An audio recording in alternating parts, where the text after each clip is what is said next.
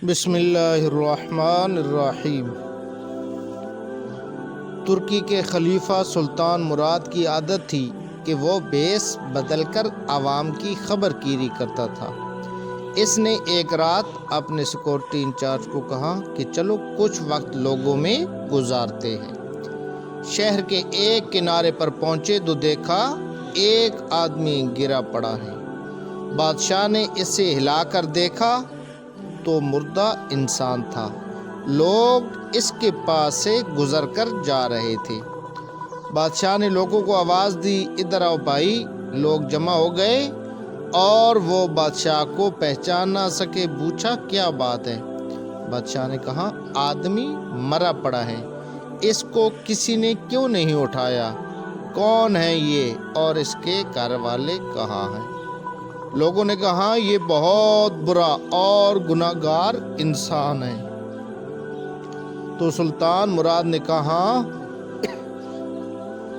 کیا یہ امت محمدیہ میں سے نہیں ہے؟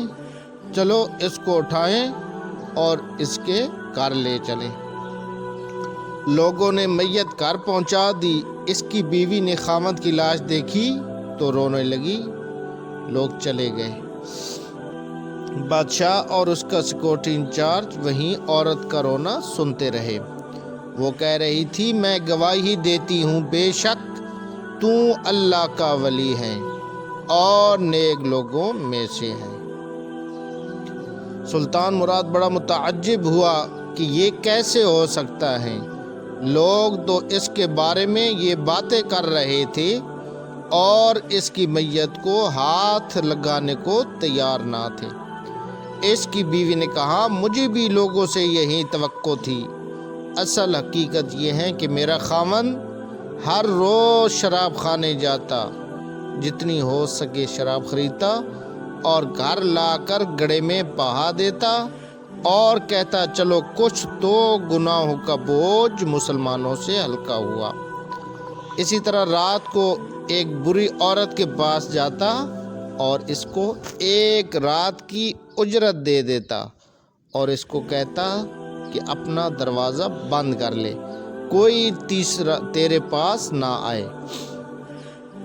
گھر آ کر کہتا الحمدللہ آج اس عورت کا اور نوجوان مسلمانوں کے گناہوں کا میں نے کچھ بوجھ ہلکا کر دیا ہے۔ لوگ اس کو ان جگہوں پر آتا جاتا دیکھتے تھے۔ میں اسے کہتی تھی کہ یاد رکھ جس دن تو مر گیا لوگوں نے تجھے غسل بھی نہیں دینا اور نہ ہی تیری نماز پڑھنی ہے اور نہ ہی تجھے دفنانا ہے۔